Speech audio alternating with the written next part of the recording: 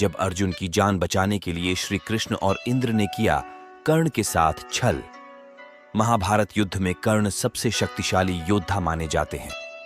वह दुर्योधन अर्थात कौरवों की ओर से लड़ रहे थे। कर्ण को किस तरह से काबू में रखा जाए, यह कृष्ण के लिए भी चिंता का विषय हो चला था। लेकिन कर्ण दानवीर, नैतिक और संयमशील व्यक्ति थे। ये तीनों ही बातों उनके विपरीत पड़ गईं। कैसे? भगवान कृष्ण यह भली भांति जानते थे कि जब तक कर्ण के पास उसका कवच और कुंडल है, तब तक उसे कोई नहीं मार सकता। ऐसे में अर्जुन की सुरक्षा की कोई गारंटी नहीं। उधर देवराज इंद्र भी चिंतित थे, क्योंकि अर्जुन उनका पुत्र था। भगवान कृष्ण और देवराज इंद्र दोनों जानते थे कि जब तक कर्ण के पास पैदायशी कवच और कुंडल है, वह युद्ध में अजेय रहेगा। तब कृष्ण ने देवराज इंद्र को एक उपाय बताया और फिर देवराज इंद्र एक ब्राह्मण के वेश में पहुंच गए कर्ण के द्वार। देवराज भी सभी के साथ लाइन में खड़े हो गए। कर्ण सभी को कुछ न कुछ दान देते जा रहे थे। बाद में जब देवराज का नंबर आया तो दानी कर्ण ने पूछा, विप्रवर, आज्ञा कीजिए, किस वस्तु की अभिलाषा लेकर आए हैं? विप्र बने इंद्र ने कहा, हे महाराज, मैं बहुत दूर से आपकी प्रसिद्धि सुनकर आया हूं।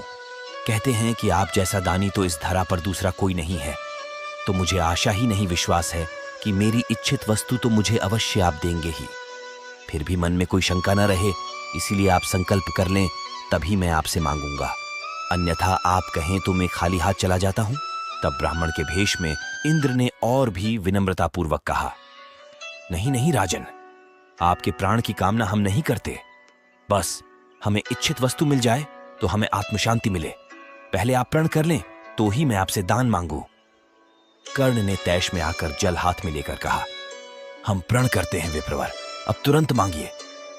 तब क्षद्म इंद्र ने कहा, राजन, आपके शरीर के कवच और कुंडल हमें दान स्वरूप चाहिए।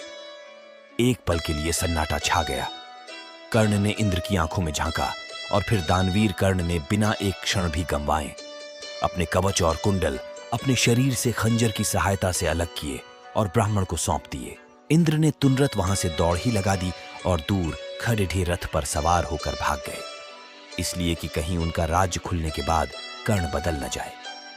कुछ मील जाकर इंद्र का रथ नीचे उतरकर भूमि में ढंस गया। तभी आकाशवाणी हुई, देवराज इंद्र, तुमने बड़ा पाप किया है। अपने पुत्र अर्जुन की जान बचाने के लिए तूने छलपूर्वक कर्ण की जान खतरे में डाल दी है। अब यह रथ यहीं धंसा रहेगा और तू भी यहीं धंस जाएगा। तब इंद्र ने आकाशवाणी से पूछा, इससे बचने का उपाय क्या है? तब आकाशवाणी ने कहा, अब तुम्हें दान दी गई वस्तु के बदले में बराबरी की कोई वस्तु देना होगी। इंद्र क्या करते, उन्होंने यह मंजूर कर लिया। तब वे फिर से कर्ण के पास गए, लेकिन इस बार ब्राह्मण के वेश में नहीं।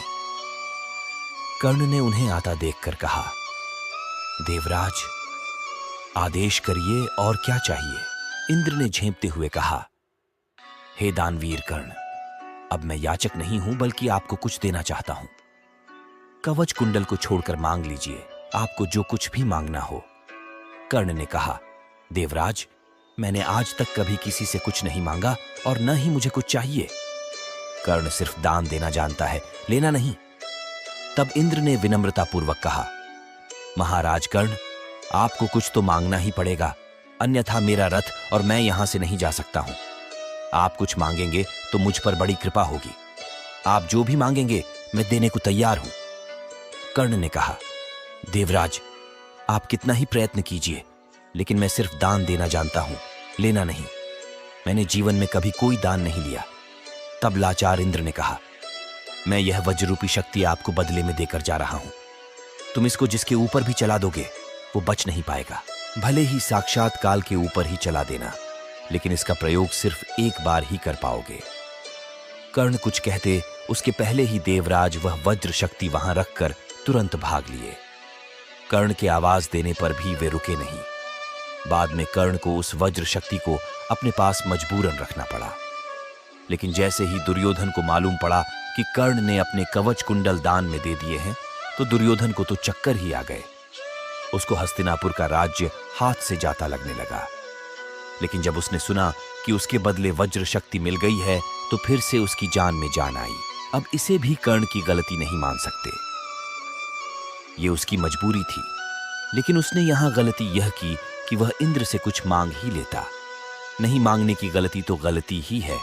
अरे, वज्र शक्ति को 3 बार प्रयोग करने की इच्छा ही व्यक्त कर देता।